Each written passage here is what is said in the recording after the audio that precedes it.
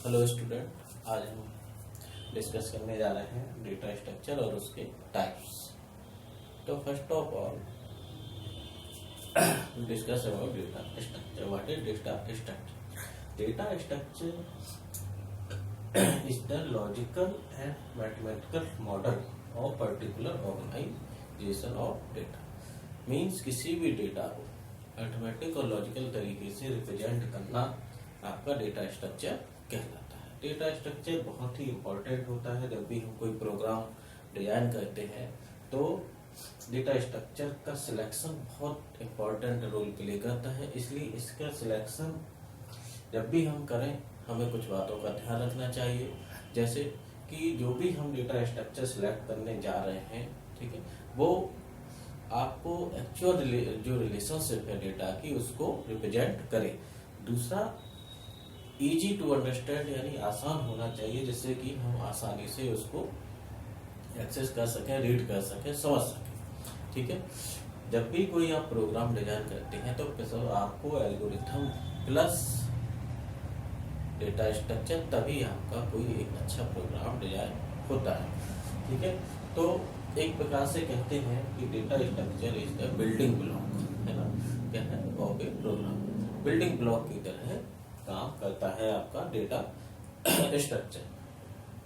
अब data structure को two types में broadly divided into two types. First one is primitive and non primitive. Primitive में आपके integer, character, float,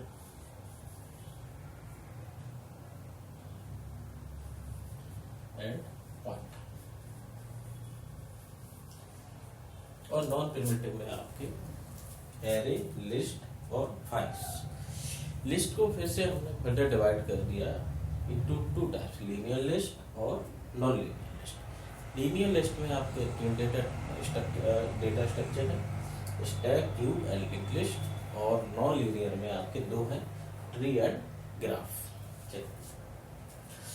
तो जो प्रिमिटिव डेटा स्ट्रक्चर होते हैं, primitive data structure are directly operated by a machine. ठीक, ये डायरेक्टली कम्युनिकेट करते हैं कंप्यूटर से, डायरेक्टली ऑपरेटेड होते हैं। और नॉन प्रिमिटिव डेटा स्ट्रक्चर मोर सोफिस्टिकेटेड होते हैं और प्रिमिटिव डेटा स्ट्रक्चर का यूज करके हम इनको डिजाइन करते हैं। ठीक है, तो अब वन बाय वन इनके बारे में जानते हैं कि ये array, stack, Q, link list, graph है क्या, किस टाइप के डेटा स्ट्रक्चर हैं और ऐसे इनको हम कैसे रिप्रेजेंट करते हैं। ठीक है, तो सबसे पहले आता है array.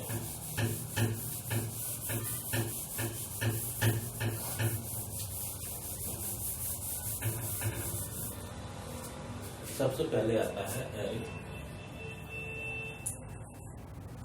Array is a collection of similar data types. Array is a collection of similar data type. इसका मतलब ये हुआ कि एरे में हम समान प्रकार के ही डेटा को रख सकते हैं, जैसे कि चाहे जो डेटा हो सारे इंटीजर टाइप के हों या फ्लोट टाइप के हों या कैरेक्टर टाइप की वैल्यूज हों। और इसको हम लिखते हैं, एक एग्जांपल ले लेते हैं, जैसे इंट ए टाइप, इंट ए टाइप। ठीक है, तो ए जो है वो आपका एरे का नाम है, एरे नेम। ये साइज है एरे का कि कितने एलिमेंट ये एरे स्टोर कर सकती है। तो हमारे एग्जांपल में जो साइज है वो 10 है, तो 10 एलिमेंट हम एरे में स्टोर कर सकते हैं। और ये 10 एलिमेंट आपके किस टाइप के होंगे? ये आपके 10 के 10 एलिमेंट यानी सारे एलिमेंट आपके इंटीजर टाइप के होंगे। ये डेटा टाइप।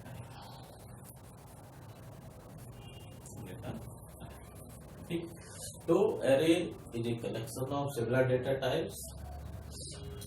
जैसे यहाँ पे हम देख रहे हैं कि एरे है जिसका साइज 10 है और उसमें जितने भी एलिमेंट हैं वो सारे आपके इंटीजर टाइप के ही स्टोर होंगे। ठीक, अब बात आती है लीनियर लिस्ट की। लीनियर लिस्ट में आपके क्यू और लिंक लिस्ट आते हैं, तो लगभग इनको समझते हैं। Stack, stack is stack is a non-primitive linear type data structure. Stack is a non-primitive linear type data structure in which insertion and deletion take place from only one end is called top of stack. Stack में insertion और deletion दोनों ही एक and से होते हैं, उसको हम बोलते हैं top of stack. Top of stack shortcut US लिख देते हैं, टॉप ऑफ स्टैक। इसमें इंसर्शन और डिलीशन, ठीक है, दोनों एक ही एंड से होते हैं। इंसर्शन का जो प्रोसेस होता है, यहाँ पर हम स्टैक की टर्मिनोलॉजी यूज करते हैं। जो इंसर्ट होता है उसको हम बोलते हैं पुश और डिलीशन को पॉप। मीन्स किसी एलिमेंट को पुश करना आपका इंसर्शन कहलाता है और पॉप करना डिलीशन, ठीक है। तो हम पुश कहेंगे इसका मतलब है एलिमेंट को इंसर्ट कर रहे हैं, पॉप कहेंगे इसका मतलब है एलिमेंट को डिलीट कर रहे हैं, ठीक है। अब बात आती है टॉप। टॉप आपका हमेशा जो टॉप मोस्ट पोजीशन होगी उसको शो करेगा, ठीक है। मान लो अभी 10, 20, 30, 40 यहाँ तक स्टैक है, 40 तक, तो टॉप की वैल्यू आपकी ये 3 हो जाएगी। 3 क्या हो जाएगा? टॉप। टॉप इसको इंडिकेट करेगा, ठीक है। इसमें last in first out, last in first out जो प्रोसेस है यूज किया जाता है, या हम कह सकते हैं कि जो एलिमेंट लास्ट में आता है वो सबसे पहले जाता है। जैसे कि यहाँ पे देखो सबसे पहले 10 आया होगा, उसके बाद 20, फिर 30, 40, लेकिन तब डिलीट करेंगे, पॉप करेंगे तो सबसे पहले 40 आपका पॉप हुआ। इसका मतलब ये हुआ स्टैक जो वर्क करता है वो आपका LIFO कंसेप्ट पर वर्क करता है, यानी जो भी एलिमेंट लास्ट में आता है वो सबसे पहले जाता है, ठीक है। चलिए, इसके बाद आपका आता है Q. Q also a non primitive linear type data structure. Q also a non primitive linear type data structure. इसमें 2 एंड होते हैं, ये एक क्यू है मान लिया, ठीक है। इसमें 2 एंड होते हैं, एक एंड आपका होता है फ्रंट रियर एंड और दूसरा आपका होता है फ्रंट।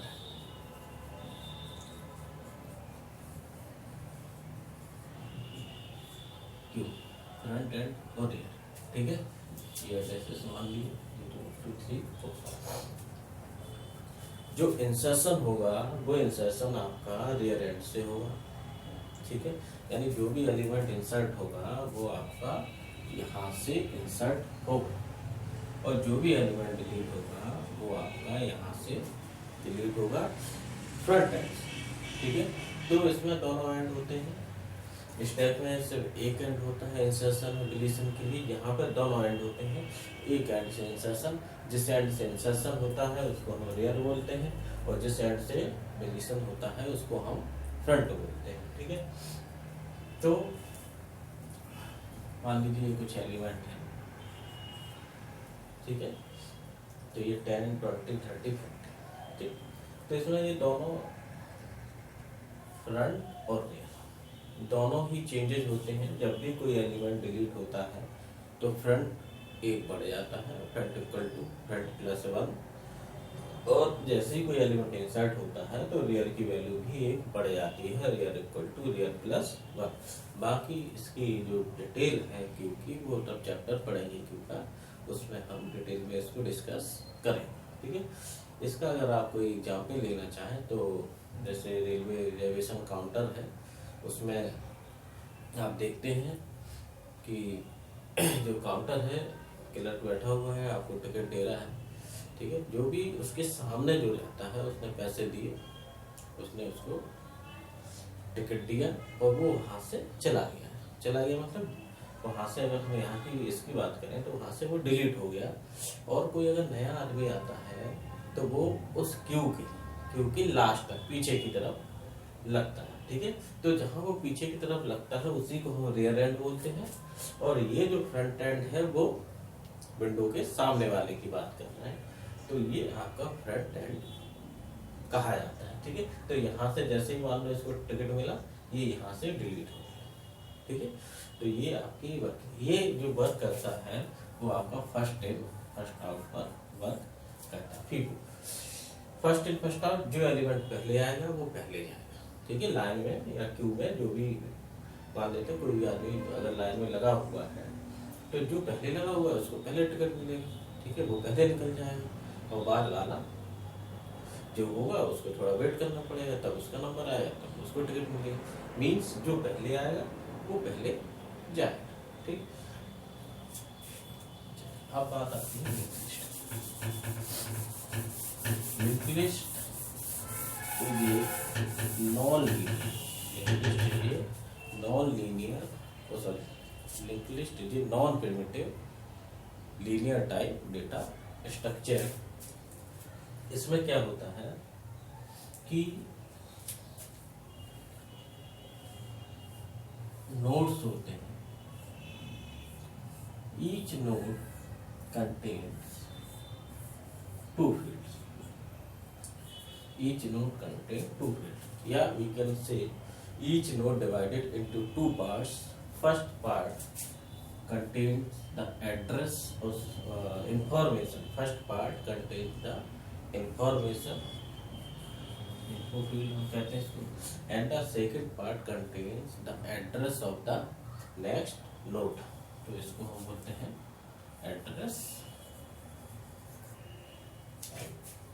फील्ड या पॉइंटर फील्ड भी बोलते हैं इसको, ठीक है।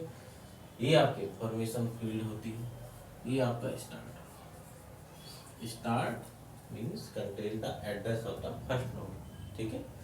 तो ये भी पॉइंटर वेरिएबल है जिसमें आपका पहले नोड का एड्रेस होता है। इसके बाद जो कनेक्शन होते हैं वो एड्रेसेस पर डिपेंड करते हैं कि इस नोड में किसका एड्रेस है, ठीक है। इस नोड में अगर इसका एड्रेस है तो वो इसको पॉइंट करेगा, इस नोड में जो एड्रेस फील्ड में अगर इसका एड्रेस है तो वो इसको एड्रेस करेगा। यानी नेक्स्ट नोड कौन सा होगा ये डिसाइड होता है एड्रेस फील्ड से, ठीक है। और लास्ट में हमने क्रॉस मीन्स नल, यानी इसके बाद कोई एड्रेस नहीं है और इसके बाद कोई भी नोड नहीं है, ठीक। तो ये होता है मोर सोफिस्टिकेटेड होती है, डायनामिक नेचर के होते हैं, यानी इसको हम कभी भी कम ज़्यादा साइज इसका कम ज़्यादा कर सकते हैं, ठीक है। चलिए, तो ये आपकी लिंक लिस्ट कहलाती है।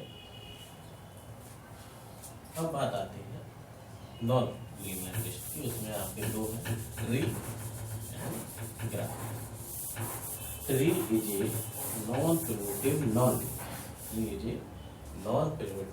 Non linear type data structure. Non linear है और नॉन प्रिमिटिव है, इस बात का ध्यान रखें। नॉन लीनियर है तो इसमें जो नोड्स होते हैं उनका जो अरेंजमेंट रहता है, नोड्स का जो अरेंजमेंट रहता है वो आपका हेलिकल फॉर्म में रहता है, ठीक है। जैसे कि ये ट्री है, A B C D E F,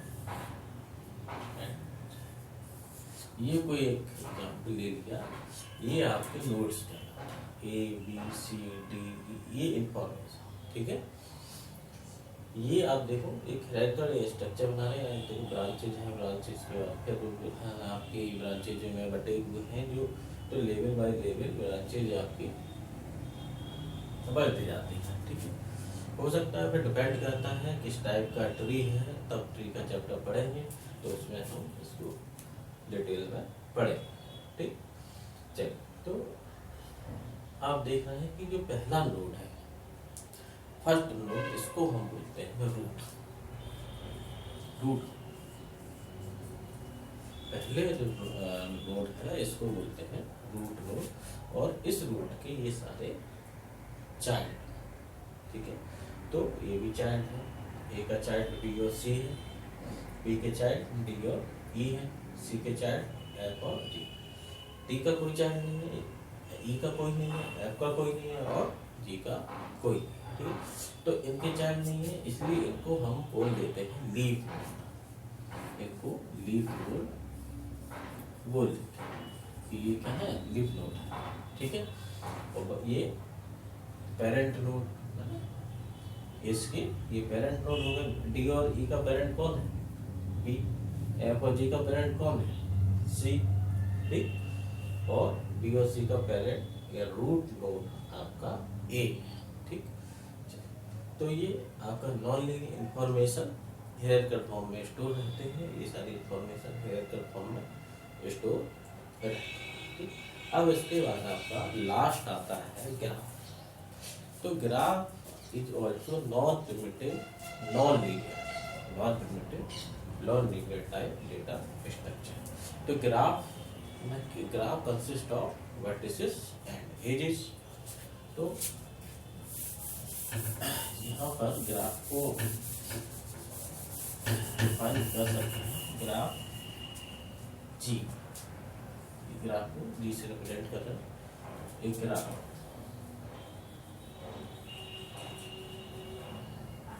ji it consist of vertices and edges. यानी ग्राफ में क्या होता है, कोई भी ग्राफ अगर आप बनाएं तो उसमें वर्टेक्स होती हैं और एजेस होती हैं, उन्हीं के सेट को ग्राफ बोल देते हैं। जैसे कि एक कोई ग्राफ बना लेते हैं,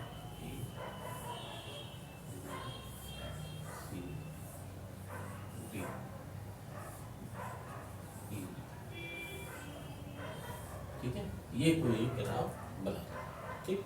ये आपका ग्राफ है, ये ए बी सी डी ई ये आपके वर्टिस, ठीक है। उनको कॉमन हम बोले तो ये वर्टिसेस हैं, ए बी सी डी ई। और एजेस जो है अगर बात करें तो E1, E2, E3, E4 और E5 and E6। Total vertex जो है वो 5 है और एजेस जो है वो आपकी 6 एजेस, ठीक है। दो वर्टेक्स को मिलाकर एक एज बनती है। दो वर्टेक्स को मिलाने या कह सकते हैं कि दो वर्टेक्स को मिलाने वाली लाइन को एज बोलते हैं। जो दो वर्टेक्स को मिलाती है उस लाइन को एज बोलते हैं, ठीक है।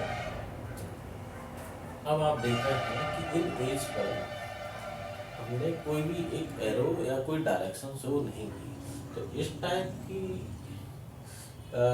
जो ग्राफ बनता है, इस टाइप का जो ग्राफ, उसको हम बोलते हैं अनडायरेक्टेड ग्राफ, यानी कोई डायरेक्शन नहीं दी है। अगर यहीं पर